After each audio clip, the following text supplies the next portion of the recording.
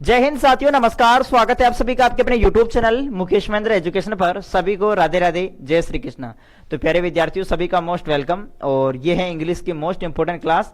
इस क्लास के अंदर हम देखने वाले हैं इंग्लिश के मोस्ट इंपोर्टेंट क्वेश्चन। प्यारे विद्यार्थियों, क्लास को लाइक कर देना जो भी विद्यार्थी नए हैं, ठीक है। और वैसे तो आप सभी को पता ही है, वैसे इंग्लिश की हमारी तैयारी चल रही थी और अब बिल्कुल पास में आ चुके, एग्जाम पास में आ गए हैं। तो मैंने आपको पहले ही बोला कि जिन विद्यार्थियों को पास होना है वो मेरा कोर्स ज्वाइन कर लो। वहां पर मैंने सभी प्रकार के क्वेश्चन बताए रखे हैं, वहां पर मैंने पास होने की भी ट्रिक बता रखी है। ये अपना एप्लीकेशन है प्यारे विद्यार्थियों, महेंद्र बिहावर कोचिंग, ठीक है। सर्च कर लेना प्ले स्टोर से, और जिनकी इंग्लिश वीक है, जो पास होना चाहता है, वो कोर्स ज्वाइन कर लेना इंग्लिश का, ठीक है। तो ये डाउनलोड कर लेना। बाकी अदर सब्जेक्ट में पूरे में से पूरे नंबर आएंगे। अगर रामबाण बैच ज्वाइन नहीं कर रहे तो ज्वाइन कर लेना। ये अपना ऐप है महेंद्र बिहावर कोचिंग, ठीक है। वहां पर पास होने का तरीका सब कुछ मैंने बता रखा है, क्या क्या करना है एग्जाम में, पेपर में किस प्रकार से लिखना, सब कुछ बता रखा है। तो ये प्ले स्टोर से डाउनलोड कर लेना, ठीक है। तो इसमें देखेंगे प्रिय विद्यार्थियों आपके आज इस क्लास के अंदर very very most important chapter number 5 है। इसका नाम है who was written on the face of it, ठीक है। ये फेस ऑफ इट चैप्टर का नाम है आपका। तो अपना पहला क्वेश्चन है who has written on the face of it. Chapter का नाम है 5वां, who was written on the face of it. मैं आपको चैप्टर वाइज करवा रहा हूं, ठीक है। पहला क्वेश्चन आपके सामने who has written on the face of it. ये जो चैप्टर है on the face of it, ये किसने लिखा था, ठीक है। स्पष्ट रूप से ये चैप्टर किसने लिखा था? सुसान हिल, कमला दास, सेल्मा लेगरलोफ, ठीक है, चेतन बारगोट, इस प्रकार से दे रखा है। तो प्यारे विद्यार्थियों, आपको क्या करना है, इसका राइट आंसर चेतन भगत। हाँ, अच्छा, कौन सा राइट होगा आंसर? इसमें हो जाएगा आपका ऑप्शन नंबर ए, सुसान हिल, यानी ए ऑप्शन इसमें राइट हो जाएगा। प्यारे विद्यार्थी ध्यान रखना, on the face of it ये चैप्टर किसने लिखा था? सुसान हिल ने लिखा था, सुसान हिल, ठीक है। फिर देखो दूसरा क्वेश्चन देखो प्यारे विद्यार्थियों, हु इज मिस्टर लैम, यानी मिस्टर लैम जो था वो कौन था? मिस्टर लैम कौन था? तो डायरेक्ट यहाँ पे 4 ऑप्शन दे रखे हैं, मैं इसमें राइट आंसर आपको बताऊंगा। Who is mister Lamb, mister Lamb कौन था? तो ये एन ओल्ड मैन था। ये एक बूढ़ा जो है, एक बूढ़ा आदमी था, ठीक है। ए ओल्ड मैन आप कर देना यहाँ पर, मिस्टर लैम एक बूढ़ा आदमी था। फिर देखो तीसरा क्वेश्चन है why did mister Lamb help Derry, ठीक है। मिस्टर लैम ने जो है वो डेरी की सहायता किस प्रकार से की, हेल्प किस प्रकार की, वो बताना है।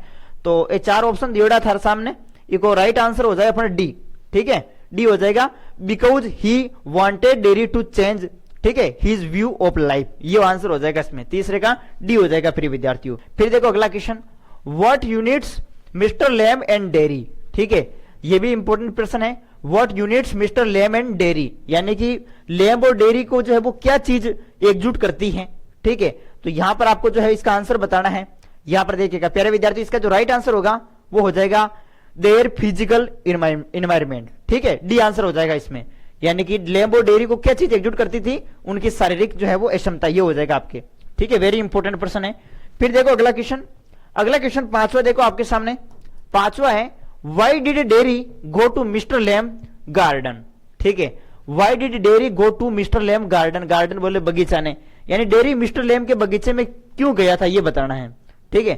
तो आप बता देना, इसका राइट आंसर हो जाएगा फिर विद्यार्थियों डी, ठीक है। टू फिट दैट प्लेस, यानी कि उस स्थान पर पैर रखने के लिए गया था, ठीक है। तो इसमें डी कर देना प्यारे विद्यार्थियों। ये क्वेश्चन है या नहीं है, देखो बार बार प्रैक्टिस कर लियो, याद हो जाए था। देखो फिर अगला 7वां question, what does mister Lamb grow in his garden, ठीक है। ये 6ठा क्वेश्चन कह रहा है कि भाई, यानी जो मिस्टर लैम है, ठीक है, लैम अपने बगीचे में जो है वो क्या उगाते हैं? तो वो उगाते हैं प्यारे विद्यार्थियों सेब, क्योंकि मैंने खाबों को शौक यूज सेब, एप्पल्स, ठीक है। तो एप्पल्स उगाते थे, इसमें ए आंसर कर देना। फिर देखो अगला, why did Derry share his fear with mister Lamb, ठीक है।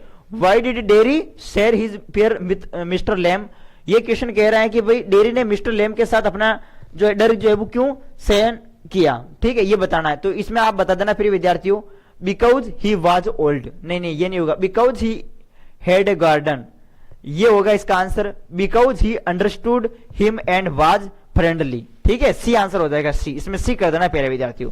फिर देखो अगला 9वां क्वेश्चन आपके साथ, 8वां question, how old was Derry, ठीक है। डेयरी की जो है प्यारे विद्यार्थियों एज कितनी का बतानी है, ठीक है। डेयरी की उम्र जो है वो कितनी थी, तो आपको यहाँ पर बताना है कितनी थी रे भाई, है ये 14 ईयर ओल्ड भी बता देना आप सभी, ठीक है। फिर देखो अगला 9वां question, what is Derry afraid of, देखो इस प्रकार से अगर प्रश्न आ जाए ना आपके सामने, छोटा सा बन जाए प्रश्न कि what is Derry afraid of, तो आप इसका आंसर रट लेना, ये बार बार लिख लिख के कर लेना कि डेयरी वाज लोनली एंड, ठीक है, withdrawn he was afraid of seeing himself in the mirror. ये रट लेना प्यारे विद्यार्थियों, ऐसा प्रश्न दिख जाए ना कॉपी के पेपर में दिख जाए ना प्रश्न, तो वो आंसर टेक दियो, ठीक है। What is dairy afraid of, बस ये रटा लगा लेना। इस प्रकार से क्वेश्चन पेपर में दिख जाए तो इसको बार बार प्रैक्टिस करके रट लेना इसको, ठीक है। फिर देखो अगला 10वां question, why does Derry not like being with other people, ठीक है। ऐसा प्रश्न भी पेपर में अगर आपको दिख जाए तो ये आंसर रट लेना, ये रट के चले जाना, लिख देना आंसर, ठीक है। ऐसे प्रश्न आएगा, why does Derry not like being with other people. तो आपको देखो हिंदी निवास से तो कोई मतलब नहीं है, बस आपको तो रटा लगाना है। हिंदी निवास अब क्या करेंगे, वहां तो भाई आपको याद होगा तो लिखेंगे ना, बाकी हिंदी निवास थोड़े लिखेगा फटजार, ठीक है। तो Derry does not like being with other people because he has a, यहां पर बर्न्ड फेस एंड यहां पर surprise from an inferiority complex. तो ये जो आंसर है प्यारे विद्यार्थियों, ये आपको बार बार लिखना, प्रैक्टिस करके याद कर लेना। तो ये थे इस क्लास के वेरी मोस्ट इंपोर्टेंट प्यारे विद्यार्थियों 10 क्वेश्चन जो कि मैंने आपको कवर करवाई, ठीक है। ये वेरी इंपॉर्टेंट क्वेश्चन है, इनको आप बार लिख कर प्रैक्टिस करना। मैं फिर कह रहा हूं आपको हिंदी अनुवाद से कोई मतलब नहीं है, अपने को तो बस जो है एक बार सर से नजर से देखना है कि इस प्रकार से आ जाए तो वहां ऐसे लिख देवे, ठीक है। तो ये रटा लगा लेना प्यारे विद्यार्थियों, वेरी इंपॉर्टेंट है ये, ठीक है। आपको जो भी करवाया जा रहा है अच्छे से करवाया जा रहा है, सोच समझ के करवाया जा रहा है, ये आप ही के लिए है। इसलिए तो मैं कह रहा हूं, शुरुआत में कह देता हूं कि जो विद्यार्थी कमजोर हो वही इस क्लास को देखे, सबको देखना जरूरी नहीं है, ठीक है। जिन इनकी इंग्लिश वीक है वो क्लास को देखे, तो ये आपके लिए इंपॉर्टेंट है प्यारे विद्यार्थी, इतना तो आपको करके ही जाना है, ठीक है। ओके, फिर मिलते हैं और नई टॉपिक के साथ। और मैं पूरी कोशिश कर रहा हूं अपनी ओर से पूरी कोशिश कर रहा हूं प्यारे विद्यार्थियों, भाई इंग्लिश ना समझ में आवे तो भी समझने की कोशिश कर, थारा समझा रही हूं, ठीक है।